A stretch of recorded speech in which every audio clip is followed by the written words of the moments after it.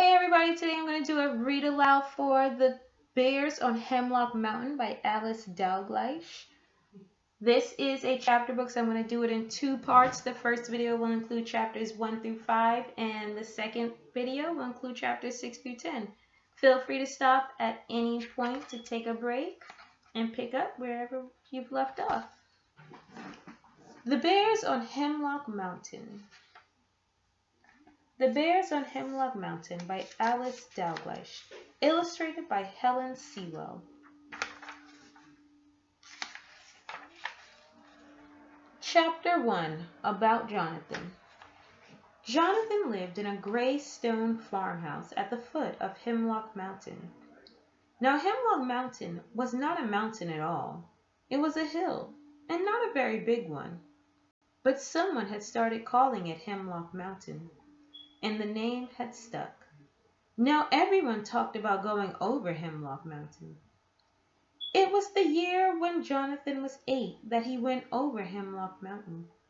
He was a fine big boy for his age.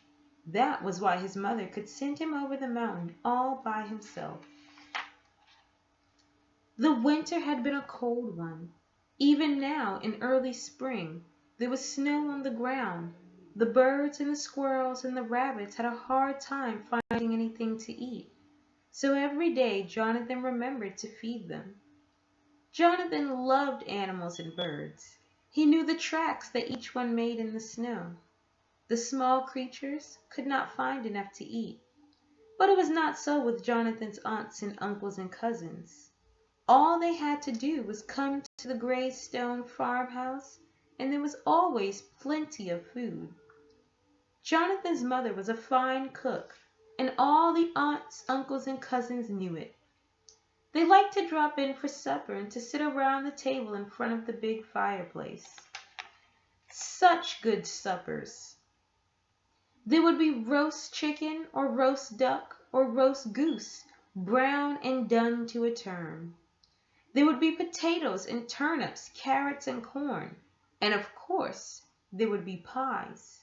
Pumpkin and apple and squash. While for those who like cookies, there were crisp brown ones cut into every shape you can imagine. Jonathan's mother liked company, but sometimes, once in a while, she wished they did not have so much of it, or that the aunts and uncles and cousins were not quite so hungry.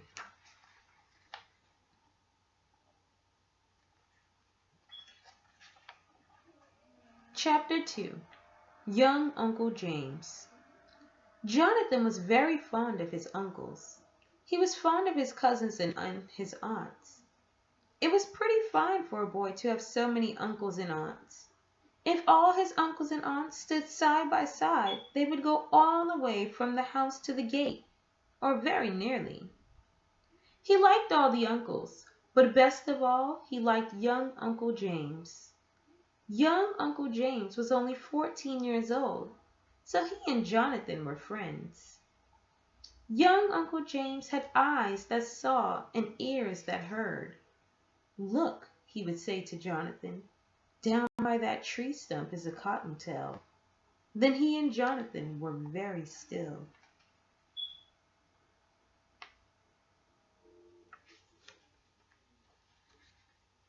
They could see the little brown rabbit washing his face and his ears. "Listen," young Uncle James would say. "There's a song sparrow. Do you hear what he says?" Then he and Jonathan were very still. They could see the song sparrow singing on a branch, and the song sparrow was singing over and over again. "Put on the kettle, kettle, kettle." Once Jonathan and Uncle James went down to the brook. It was late in the day, and the shadows were long. "What are we going to see?" asked Jonathan. "Wait, and you will find out," said Uncle James. So they waited and listened. It was hard for Jonathan to keep so still. They waited and listened. And at last a raccoon came down to the brook. He had an apple in his mouth. "Look," said Uncle James. "Look carefully, Jonathan." Jonathan looked. The raccoon took the apple in his two front paws. He dipped it in the water and dipped it and dipped it and dipped it again. Coons like their food wet, said Uncle James. That was the way of it. Every day Jonathan and Uncle James listened and looked. They never threw sticks at the animals or scared the birds. Soon all the animals and birds were their friends.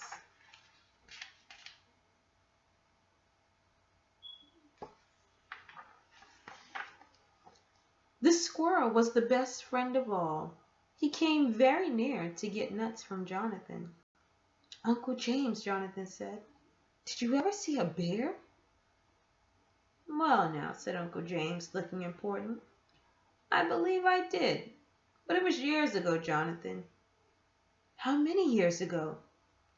Before you were born. Yes, it was before you were born. I would like to see a bear, said Jonathan.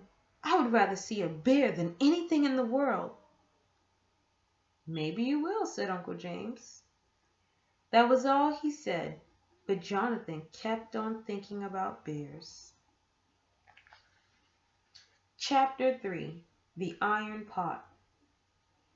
Now, if there are lots of aunts and uncles, there are likely to be lots of new cousins. Jonathan kept having new cousins all the time.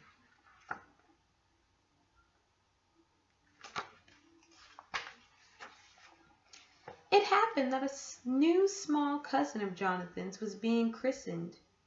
So, of course, all the aunts and uncles and older cousins were going to the christening. Afterwards, so they thought, it would be fine to have supper in the gray stone farmhouse. It was fine when relatives came in ones and twos, or threes and fours, or even fives and sixes. But this particular time, 20 of them were coming. 20 of them, said Jonathan's mother. Whatever shall we do? Give them a good, big, hearty stew, said Jonathan's father. Fill 'em up with it and then give 'em cookies. That should be enough. That's a fine idea, said Jonathan's mother as she rolled out the cookie dough and cut it into stars and bells, hearts and flowers, rabbits and birds, and a dozen other things.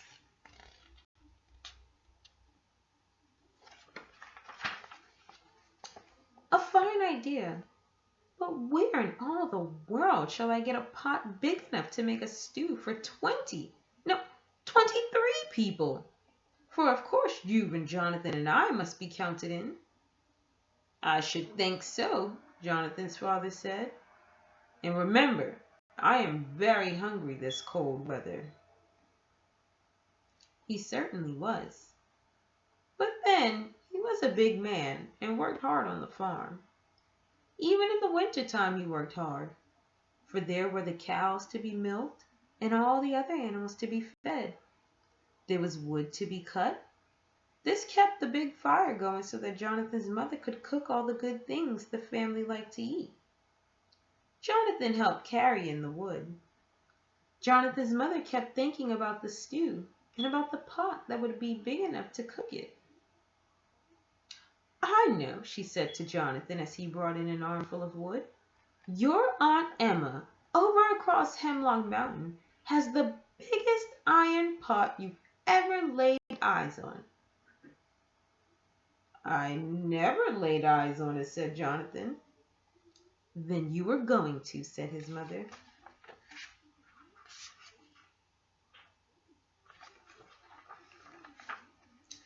Your father is much too busy to go for it, but you can go and fetch it. Me? Said Jonathan. All alone? They say there are bears on Hemlock Mountain. Stuff and nonsense, said his mother. Many's the time I've been over Hemlock Mountain, and not a bear did I see. Your Uncle James must have been telling you stories. Besides, if there were bears, they'd be asleep this time of year. And besides, there are no bears. But it's a long way, and the pot is heavy, Jonathan said, and bears wake up in the spring. You're a big boy now, his mother told him. Get on your warm coat and your warm cap and your warm muffler and go quickly, for you must be back before it is dark. Tomorrow, early, I shall start the stew. So Jonathan put on his coat and his muffler and pulled his warm cap down over his ears. He filled his pockets full of nuts for the squirrels on Hemlock Mountain, and he took some breadcrumbs for the birds. Then Jonathan went tramping to the gate, his boots making big footprints in the snow. Crunch, crunch, crunch. Then suddenly he turned and went back.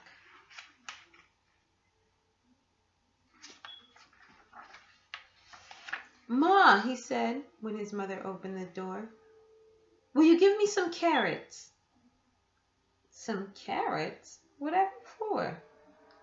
For the rabbits on Hemlock Mountain. I have nuts for the squirrels and breadcrumbs for the birds. Now I want carrots for the rabbits. Well, of course, said his mother, and she gave him a bunch of carrots. Then she went to the cookie jar and brought out a handful of cookies. And these are for you, she said, just in case you should be late coming over the mountain. But you must not be late, for it still gets dark early. Thank you, said Jonathan, and he put the cookies in his pocket. I won't be late, because maybe there are bears on Hemlock Mountain. Then he was off again. Crunch, crunch, crunch, in his big boots, making big footprints all the way to the gate. Chapter 4. Up Hemlock Mountain. When Jonathan was out of sight of the house, his mother began to worry just a little bit about bears on Hemlock Mountain. Stuff and nonsense, she said to herself. There are no bears on Hemlock Mountain. But perhaps she went back to her cookie making and tried to forget about it. But she couldn't forget. She found she was cutting out cookies to a kind of rhythm. There are no bears on Hemlock Mountain.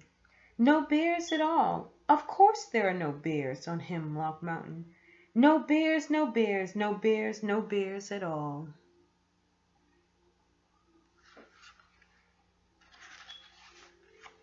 Jonathan went up Hemlock Mountain, eating a cookie as he went.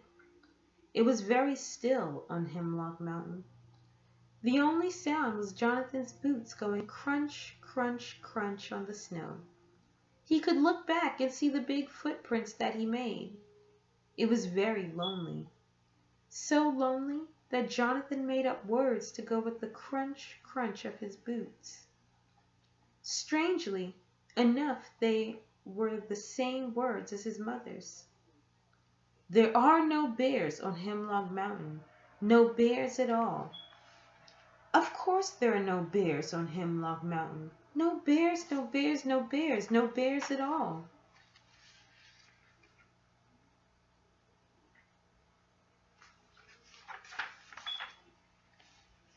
When he got to the top of Hemlock Mountain, Jonathan was out of breath, so he sat down on a log to rest.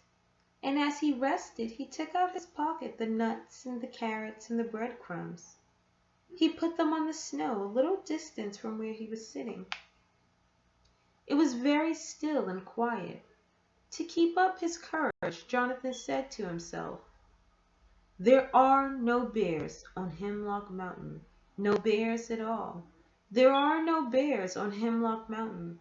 No bears, no bears, no bears, no bears at all. Then there began to be little sounds all around him, and out of the woods came rabbits hopping over the snow. They came straight to the carrots Jonathan had brought for them.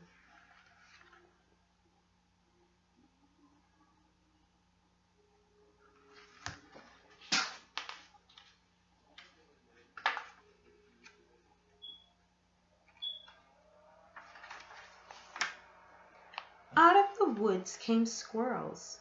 They looked around with bright eyes and put one paw on their hearts, the way squirrels do. Then they came straight to the nuts Jonathan had brought for them. And then came the winter birds, hopping and twittering. They came straight to the breadcrumbs Jonathan had brought for them. Jonathan sat as still as still. He was not lonely now, and he was not worried about bears. He had lots of company.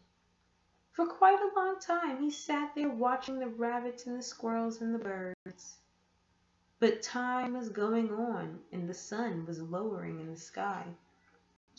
Jonathan knew he must be on his way, so he got to his feet and his boots went crunch, crunch, crunch on the snow. All the rabbits went hopping back to the woods. The squirrels looked around with their paws on their hearts. Then whisk, and away up the trees. The birds flew up into the branches. Jonathan was alone.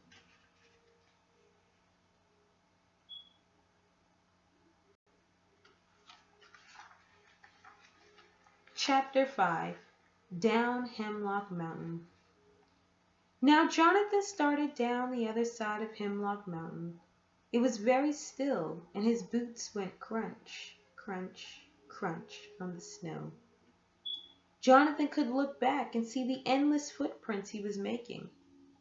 It was quiet, so quiet.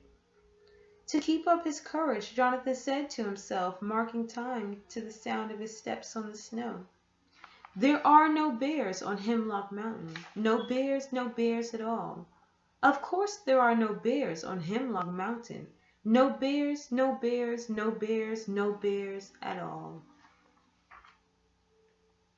He went down the mountain much faster than he had come up. At the bottom he stopped and looked back at the enormous footprints he had made in the snow. There were no other footprints, not any at all. Jonathan had been the only one on Hemlock Mountain. It made him feel lonesome just to think of it. And as Jonathan stood still, there was a strange small sound. Drip, drip, drip. The sun was warm on the south side of the mountain, and the snow and ice were beginning to melt. Drip, drip, drip, from the branches of trees. Drip, drip, drip, from the rocks. "It sounds like spring," Jonathan said to himself. "It feels like spring. I hope the bears don't know it."